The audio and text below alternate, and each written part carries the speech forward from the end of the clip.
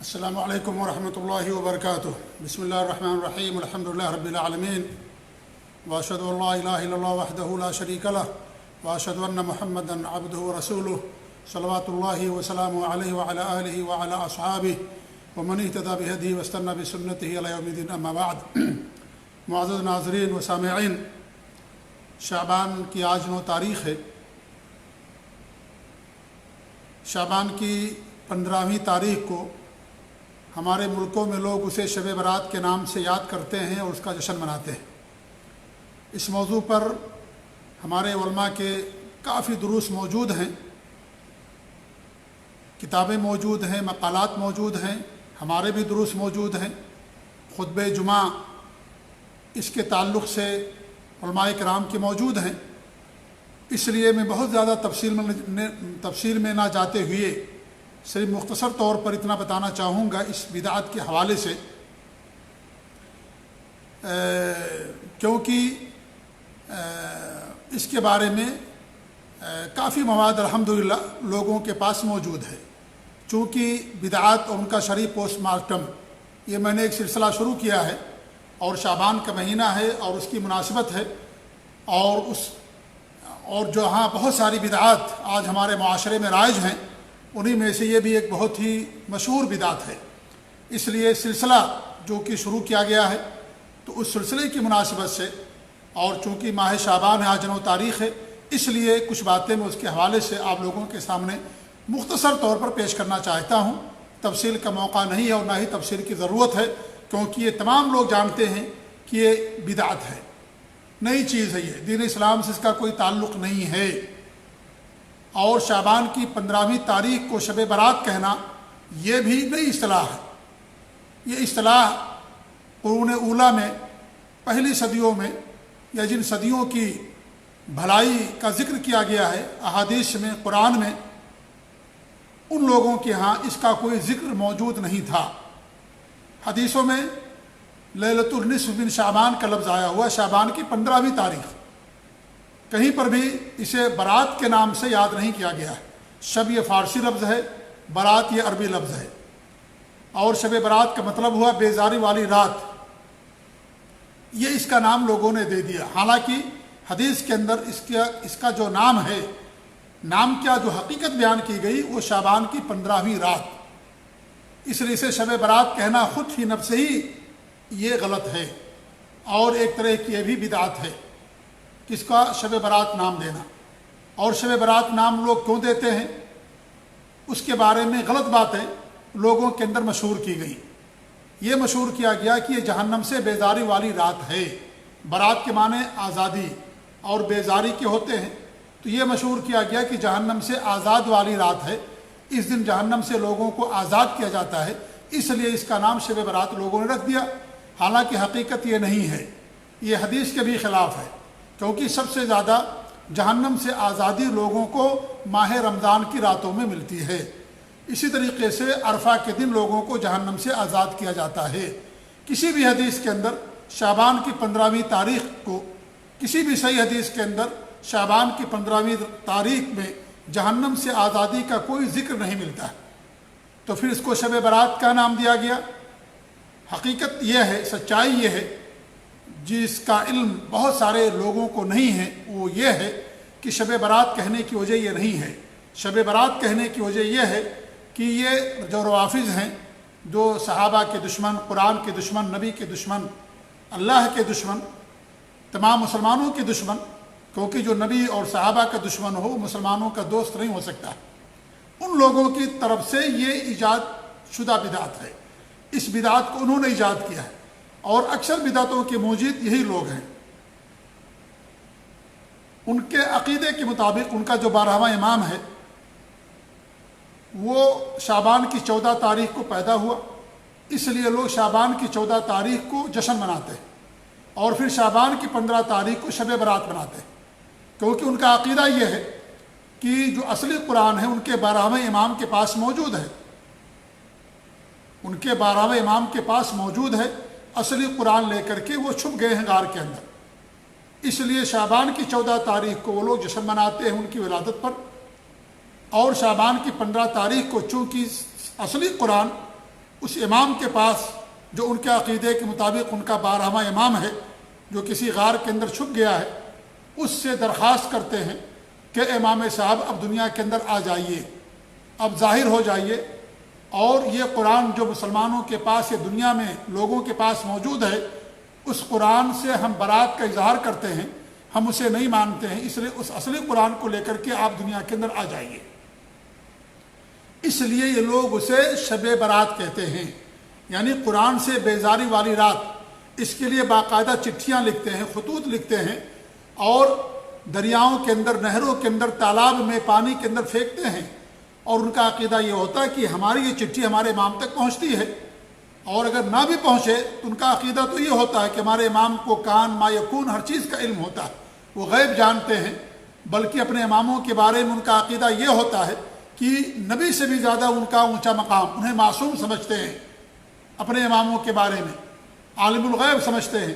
تو اس طرح کا عقیدہ یہ لوگ اپنے اماموں کے بارے میں رکھتے ہیں، رافضی، اور جنہیں ہمارے یہاں کے لوگ شیعہ کہتے ہیں، حالانکہ وہ شیعہ نہیں، رافضی ہیں۔ رافضی مطلب انکار کرنے والا، دین کا انہوں نے انکار کر دیا، قرآن کا انکار کر دیا، نبی کی نبوت کا انکار کر دیا سمجھ لیجئے، یا ہمارے نبی کے بارے میں شرکیہ عقیدے وہ رکھتے ہیں۔ تو کہنے کا مقصد یہ، ایسے ہی ہمارے جو صحیح بخاری، مسلم اور حدیث کی کتابیں، ان کا انہوں نے انکار کر دیا۔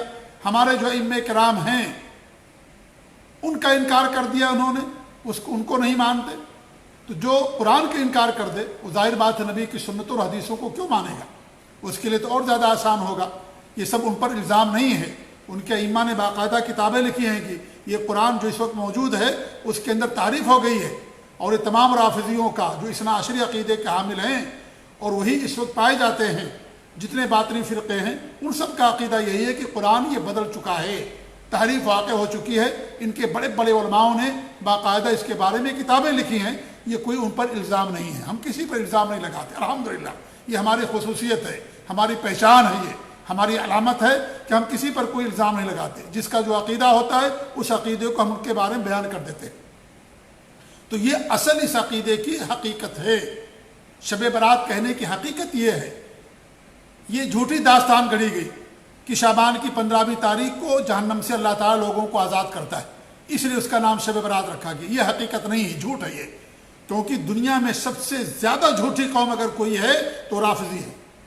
ان سے زیادہ جھوٹی قوم دنیا کے اندر نہیں پائی جاتی، کفار و مشرکین سے بھی، یہود و نصارہ سے بھی زیادہ جھوٹے لوگ ہیں یہ، اور اس پر تمام مسلمانوں کا اجماع۔ امام ابن تیمیہ رحمۃ اللہ علیہ نے باقاعدہ ان کے بارے میں بیان کیا، محدثین کا، جرح و تعدیل کے ائمہ کا، کہ دنیا کی سب سے جھوٹی قوم اگر کوئی ہے تو رافضیوں کی قوم ہے۔ رافضیوں کی قوم ہر چیز کے بارے میں جھوٹ بول دیں گے، دل میں عقیدہ کچھ، زبان سے کچھ اور کہہ دیں گے دھوکہ دینے کے لیے۔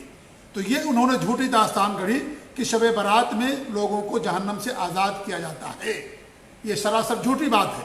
شب برات کہنا ہی غلط ہے، نمبر 1۔ نمبر 2، شعبان کی 15ویں تاریخ کے بارے میں جو حدیثیں آتی ہیں ان میں ساری کی ساری حدیثیں یا تو ضعیف ہیں، یا تو موضوع ہیں، یا تو منگڑت اور باطل اور منکر ہیں۔ ایک حدیث کے بارے میں علماء کے ہاں اختلاف ہے، اکثر علماء اس بات کے قائل ہیں کہ وہ حدیث صحیح نہیں، لیکن کچھ علماء نے اس حدیث کو صحیح قرار دیا ہے۔ انہی میں سے اس دور کے عظیم امام، مجدد، علامہ، محدث امام البانی رحمۃ اللہ علیہ۔ وہ حدیث کیا ہے؟ وہ حدیث یہ ہے کہ اللہ رب العالمین شعبان کی 15 تاریخ کو لوگوں کے اعمال پر مطلع ہوتا ہے، اور مشرک اور کینہ پرور کے سوا تمام لوگوں کو کی مغفرت کر دیتا ہے۔ مشرک کی مغفرت نہیں ہوتی، کینہ پرور کی مغفرت نہیں ہوتی۔ جس کے دل کے اندر کینہ ہے اللہ اس کو معاف نہیں کرتا، اور جو شرک کرنے والا اللہ اسے معاف نہیں کرتا۔ مشرک یہاں پر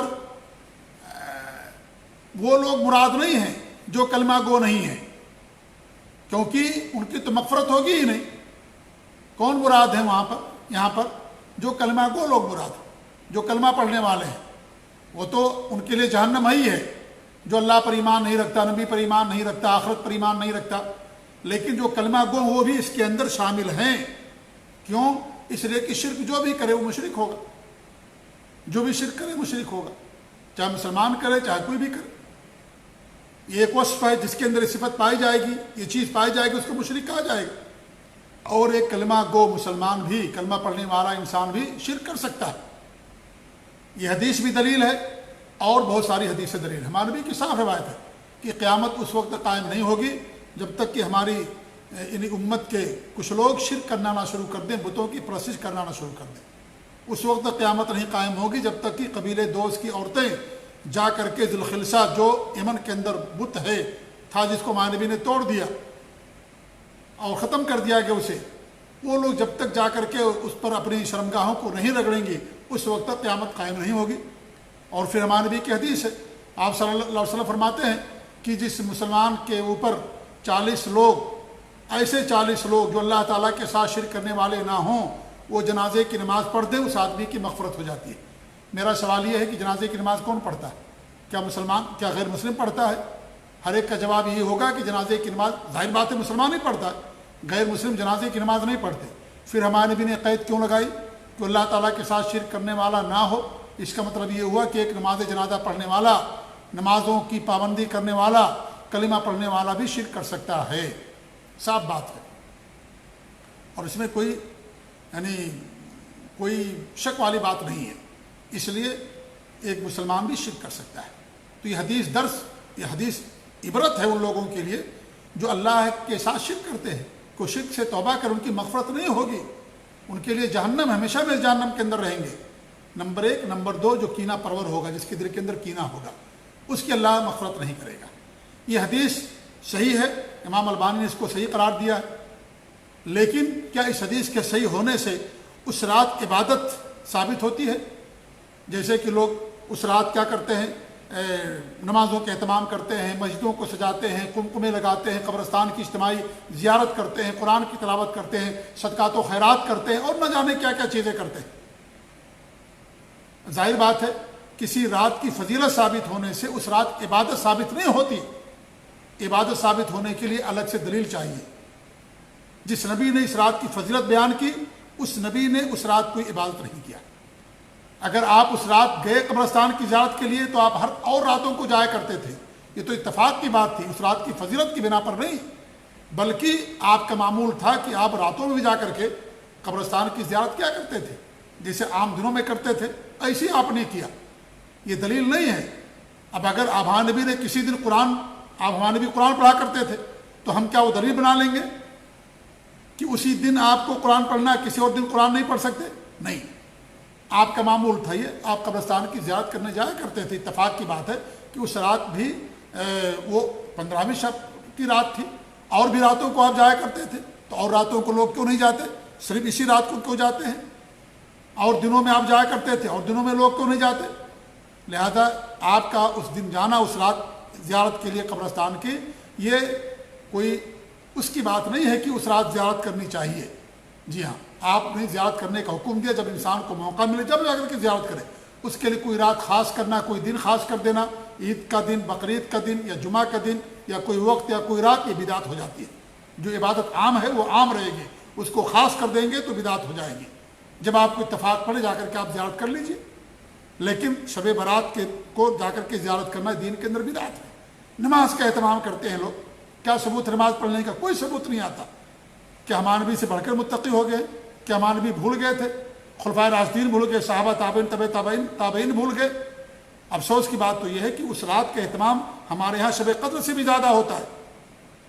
شب قدر گزر جاتی ہے، لوگوں کو پتہ بھی نہیں چلتا، لیکن شب برات اللہ المستعان، اللہ المستعان، اتنا اہتمام، اتنا اس کی پابندی، اللہ المستعان. یعنی انسان حیرت میں پڑ جاتا ہے. ایک وہ مسلمان جو خالص کتاب و سنت پر عمل کرنے والا ہے، ان لوگوں کی حرکتوں دیکھ کر کے افسوس ہوتا ہے کہ لوگ کس طریقے سے، شیطان نے کس طریقے سے مزین کر دیا ہے کہ وہ سنتوں کو چھوڑ بیٹھے ہیں اور بدعتوں کے پیچھے لگے ہوئے ہیں، اسی میں خوش اور اسی میں کے اندر مگن. اگر کوئی ایسا شہر ہے جہاں مسلمانوں کی اکثریت ہے، تو آپ جان لیجئے کہ اگر آپ نے دن میں کہیں نہیں گئے، اگر آپ رات میں کہیں جانا چاہیں گے تو پھر آپ نہیں جا سکتے. اتنی بھیڑ ہو جاتی ہے، راستہ جام ہو جاتا ہے، پولیس لگانا پڑتا ہے.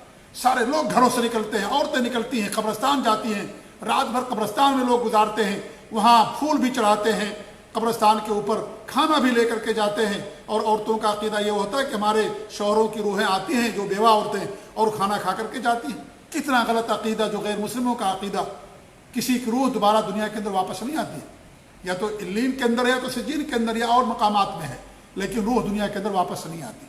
وہ کھانا کھانے کی روح کھانا نہیں کھاتی ہے، انسان کھانا کھاتا ہے۔ انسان مر گیا ہے اور اسے دفن مت کیجیے، اس کے منہ میں کھانا ڈالیے، دیکھیے کیا کھائے گا۔ اس کی لاش موجود ہے، اس کا جسم موجود، وہ کھانا نہیں کھائے گا۔ پھر روح کیسے کھانا کھاتی ہے؟ کیا روح کو کھانا چاہیے؟ بھئی ہم تو کہتے ہیں کہ روح کو روحانی غذا چاہیے، اور یہاں ان کو دنیاوی غذا دیا جاتا ہے، جسمانی غذا دیا جاتا ہے۔ کس قدر یعنی افسوس کی بات ہے، کس قدر تعجبناک بات ہے۔ تو کھانا لے کر کے جاتی بنا کر کے، ہمارے شوہروں کی روح آئیں گی اور کھانا کھا کر کے جائیں گی، نعوذ باللہ من ذالک۔ وہ عورتیں بھی جب ان کے شوہر زندہ تھے ان کی اطاعت نہیں کرتی تھی، ان کی بات نہیں مانتی تھی، مرنے کے بعد ان کے لیے کھانا بناتی ہیں۔ دنیا میں زندہ تھے تو کھانا نہیں بناتی تھی، ایسی بھی عورتیں ہوتی ہیں۔ تو یہ ساری کی ساری بدعات ہیں، خرافات ہیں، ان چیزوں کا اسلام سے کوئی تعلق نہیں ہے۔ یہ سب دین کے اندر نئی چیزیں لوگوں نے ایجاد کر رکھی ہیں، سب بدعات ہے، یہ سنگین طرح کی بدعات ہے۔ یہ یعنی افسوس ہوتا ہے دیکھ کر کے کہ کس قدر لوگ جشن مناتے ہیں، قمقمے لگاتے ہیں، مسجدوں کو سجاتے ہیں، اور اس طریقے سے قرآن پڑھتے ہیں، نمازوں کا اہتمام کرتے ہیں۔ جماعت کے ساتھ لوگ جا کے دیکھیے مسجد فل ہو جاتی ہے، مسجد میں آپ کو جگہ نہیں ملے گی شب برات میں نماز پڑھنے کے لیے۔ پنج وقتہ نماز غائب، پانچوں نمازیں نہیں پڑھیں گے، لیکن نماز ضرور پڑھیں گے۔ جمعہ بھی غائب ہے، اسے نہیں پڑھیں گے۔ عید بقرعید بھی کبھی کبھی غائب ہو سکتی ہو جاتی ہو، لیکن اس نماز کو نہیں چھوڑ سکتے۔ نعوذ باللہ من ذالک۔ کس قدر شیطان نے مزین کر دیا بدعات کو، خرافات کو، کس قدر لوگوں نے سنتوں کا مذاق اڑایا، سنتوں کو چھوڑ دیا۔ تو یہ ساری چیزیں میرے بھائیوں دین کے اندر بدعات ہیں، خرافات ہیں۔ ہمارے نبی نے شعبان کے مہینے میں روزہ رکھا، روزہ رکھیے الحمدللہ، روزہ رکھنا ہے، لیکن شب برات کا روزہ نہیں کہ ایک دن کا روزہ رکھ لیں آپ، جیسا کہ کچھ لوگ رکھتے ہیں، رات کو جاگتے ہیں صبح میں روزہ رکھتے۔ یہ حرام ایسا کرنا۔ ہمارے نبی نے منع فرمایا کہ کوئی جمعرات کو رکھے، رات کو جاگے، جمعہ کو روزہ رکھے، منع ہے۔ صرف جمعہ کے دن روزہ رکھنا بھی منع کیا گیا۔ تو گرچہ اس رات کی فضیلت ہے، لیکن فضیلت ثابت ہونے سے عبادت ثابت نہیں ہوتی۔ عبادت کے لیے الگ سے دلیل چاہیے۔ جس نبی نے فضیلت بتائی اس نبی نے اس رات کوئی عبادت نہیں کیا، نہ قرآن کی تلاوت کا، نہ اجتماعی نماز کا، یعنی جماعت کے ساتھ نماز پڑھنے کا، اور کوئی نہیں۔ انسان تہجد پڑھتا تہجد پڑھے گا، قرآن کی تلاوت ہمیشہ معمول ہے، کرے گا وہ، لیکن اس لیے نہیں کہ شعبان کی 15ویں تاریخ ہے شب برات ہے، اس لیے حرام ہو جائے گا۔ میں ایک مثال دے کر کے بات ختم کرنے کی کوشش کروں گا، اور مثال یہ ہے کہ جمعہ کی بڑی فضیلت ہے، جمعہ کی بڑی فضیلت ہے۔ تو کیا جمعہ کی فضیلت ثابت ہو جانے سے اس دن کوئی انسان ایسی بات کرے جس کا ثبوت نہ ہو، کیا کرنا جائز ہو جائے گا؟ قطعاً جائز نہیں ہوگا۔ ایک انسان کہے کہ جمعہ کے دن کی بڑی فضیلت ہے، اب جمعہ کے دن کیا کرے، 40 رکعت نماز معمول بنا لے، پڑھے، جمعہ کی نماز پڑھ لینے کے بعد یا فجر کی نماز کے بعد یا کسی بھی وقت 40 رکعت، 20 رکعت، 10 رکعت اپنا معمول بنا لے، تو کیا اس کا کرنا صحیح ہوگا؟ قطعاً صحیح نہیں ہوگا۔ جمعہ کے دن انسان روزہ رکھے کہ بڑی فضیلت والا دن ہے، دنوں کا سردار ہے پورے ہفتے کا، کیا اس دن روزہ رکھنا صحیح ہوگا؟ قطعاً صحیح نہیں ہوگا، کیونکہ فضیلت ثابت ہونے سے اس دن عبادت کرنا ثابت نہیں ہوتا۔ قربانی کا دن بہت اہم دن ہے، بڑی فضیلت والا دن ہے، اس دن انسان قربانی کرتا ہے، 2 رکعت جا کر کے نماز پڑھتا ہے عیدگاہ کے اندر یا مسجد کے اندر۔ اب انسان اس کو کرنے کے بجائے یہ بھی کرتا ہے اور قبرستان یا اور پھر لوٹ کر کے آتا ہے بقرعید کی نماز پڑھ کر کے، کیا کرتا ہے؟ 50 وقت کی نماز پڑھتا ہے، 10 وقت کی نماز پڑھتا ہے، 10 رکعت کی نماز پڑھتا ہے، کیا اس کا عمل صحیح ہوگا؟ قطعاً اس کا عمل صحیح نہیں ہوگا، کیونکہ ہمارے نبی سے اس کا کوئی ثبوت نہیں ہے۔ عبادت کے لیے ثبوت چاہیے، عبادت کے لیے ثبوت چاہیے، ہمارے نبی سے اس کا عمل ثابت ہونا چاہیے، اور قطعاً اس طرح کا کوئی عمل ثابت نہیں۔ لہذا فضیلت ثابت ہو جانے سے عبادت ثابت نہیں ہوتی۔ فضیلت ایک الگ چیز ہے، تو فضیلت ہے، ہمارے نبی نے نہیں فرمایا کہ جو عبادت کرے گا اللہ تعالیٰ اسی کو معاف کرے گا۔ اللہ کے رسول نے فرمایا کہ مشرک اور کینہ پرور کے سوا دیگر لوگوں کو اللہ معاف کر دیتا ہے۔ یہ نہیں کہا کہ جو نماز پڑھ رہا ہوگا یا جو اس رات نماز پڑھے گا اسی کی مغفرت ہوگی، نہیں، کوئی بات ہمارے نبی نے نہیں فرمائی۔ اس لیے اس رات عبادت کرنا اس کا کوئی ثبوت نہیں ہے۔ یہ سب دین کے اندر نئی چیز ہے۔ اور شعبان کے مہینے میں روزہ رکھنا ہمارے نبی کا معمول تھا، کثرت سے آپ روزہ رکھتے تھے، تو انسان روزہ رکھے۔ اگر انسان کی عادت ہے کہ ہر مہینے میں 13، 14، 15 کو رکھے، لیکن اگر اس کی عادت نہیں ہے صرف شب برات سمجھ کر کے روزہ رکھے گا، غلط ہو جائے گا، کیونکہ یہ بدعت ہو جائے گی دین کے اندر۔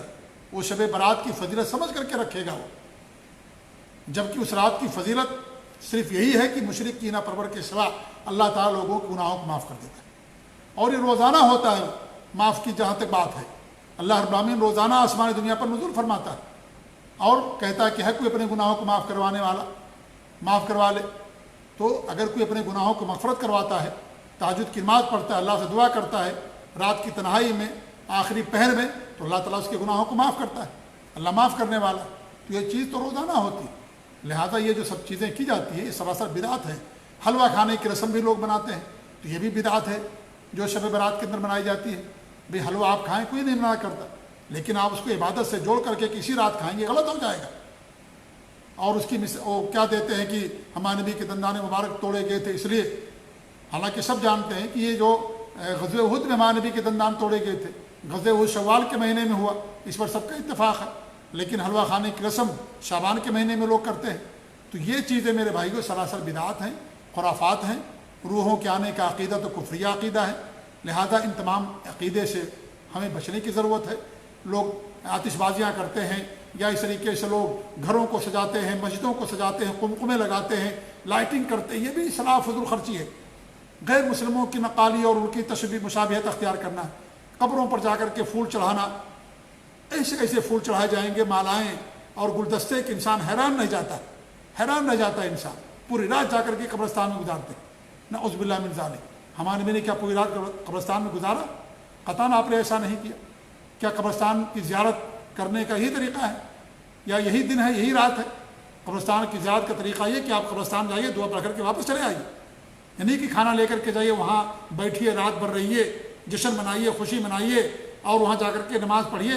قبرستان میں نماز پڑھنے سے ہمارے نبی نے منع فرمایا، حرام ہے قبرستان میں نماز پڑھنا، اذان دینا، اس طرح کی حرکات کرنا منع کیا گیا۔ تو میرے بھائیوں یہ سراسر بدعت ہے دین کے اندر، ہوش کے ناخن لیں اور بدعت سے توبہ کریں، اجتناب کریں۔ سنت روزہ رکھنے کی ہے، اگر یہ نہیں کر سکتے تو کم سے کم بدعت سے اپنے آپ کو بچائیے، بدعت سے دوری اختیار کیجیے۔ روزہ رکھنا سنت ہے، کریں گے ثواب ملے گا، نہیں کریں گے گناہ نہیں ہوگا، لیکن یہ کریں گے تو آپ کو گناہ ہوگا۔ بدعت یہ گمراہی ہے، گمراہی جہنم کے اندر لے جانے والی ہے۔ سب سے زیادہ بدعت سے ہی شیطان خوش ہوتا ہے، اس لیے اللہ سے ڈریے، نبی کی سنت ہمارے لیے کافی ہے، بدعت سے اجتناب کیجیے۔ ہر بدعت گمراہی ہوتی ہے، دین کو اللہ نے مکمل کر دیا، نبی نے ساری باتیں امت تک پہنچا دی ہیں، کوئی بات آپ نے چھپا کر کے نہیں رکھی، اس لیے اسے توبہ کیجیے۔ اللہ تعالیٰ سے ہماری یہی دعا کہ اللہ رب العالمین ہم کو اس سے محفوظ رکھے اور اللہ تعالیٰ ہمیں نبی کی سنت پر قائم رکھے، خلفاء راشدین کی سنتوں پر قائم رکھے، اور بدعت و خرافات سے، رسم و رواج سے، تمام غلط چیزوں سے اللہ رب العالمین ہم سب کو محفوظ رکھے، آمین۔ معذرت چاہتا ہوں، بات تھوڑی لمبی ہو گئی، حالانکہ ارادہ یہ تھا کہ مختصر طور پر بات کریں گے، لیکن بہرحال ضرورت تھی اور مناسبت تھی، یہ ساری باتیں زبان پر آ گئی۔ اللہ تعالی ہم سب کو ہر بدعت سے محفوظ رکھے، آمین۔ جزاکم اللہ خیر، السلام علیکم ورحمۃ اللہ وبرکاتہ۔